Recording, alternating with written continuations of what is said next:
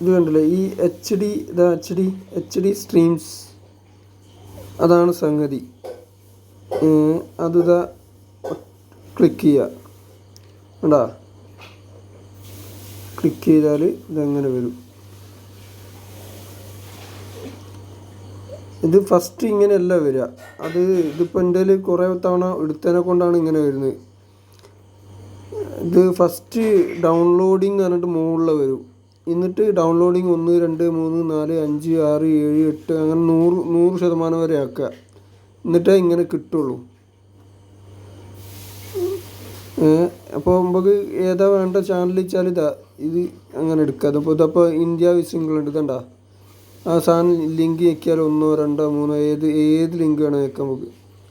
Super quality ആണെങ്കിൽ ഈ സാധനം ഇപ്പോൾ 1 ഞെക്കിയാൽ 1 അല്ല 3 ഞെക്കിയതാ ഉണ്ടാ വരുന്നുണ്ടാ, ലൈവ് സ്ട്രീമിങ് വരുന്നുണ്ടാ. നെറ്റ്വർക്കിൻ്റെ ക്ഷീണമൊക്കെ ഉണ്ടാവും. അതാ വന്നതാ കണ്ടാ, ആ ഇന്ത്യ കളിയാണത് ലൈവ് സ്ട്രീം.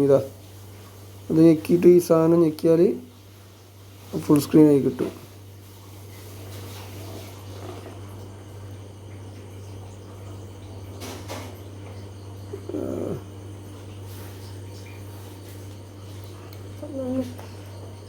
മോനൊക്കെ ഉണ്ടാവില്ല കണ്ടാ, ഇത് ഫുൾ സ്ക്രീനായി. അതേപോലെ തന്നെ ഫുട്ബോൾ എല്ലാ സാധനവും കിട്ടുക. ഇത് സാധനം ബാക്ക് അടിച്ച് ഞാൻ കാണിച്ചു തരാം ഒന്നുകൂടി. ഇതിൽ കണ്ടില്ലേ സ്വിറ്റ്സർലാൻഡ് ഇറ്റലി ഇതണ്ടാ, അത് നാളെ നടക്കാം. ടുമോറോണ്ടാ നാളെ നടക്കാനുള്ള കളിയാണ്. ഇതിപ്പോൾ ആകെ ലൈവ് ഉള്ളത് ഇന്ത്യ ഇംഗ്ലണ്ട്, അത് മാത്രമേ ലൈവ് ഉള്ളൂ. ബാക്കിയൊന്നും ലൈവ് അല്ല കണ്ടാ.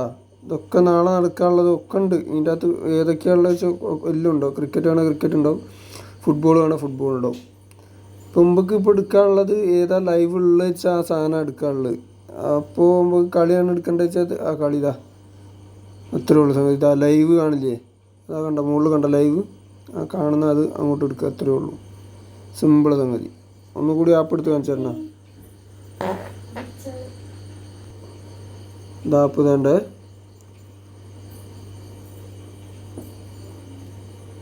കണ്ടാ HD സ്ട്രീംസ്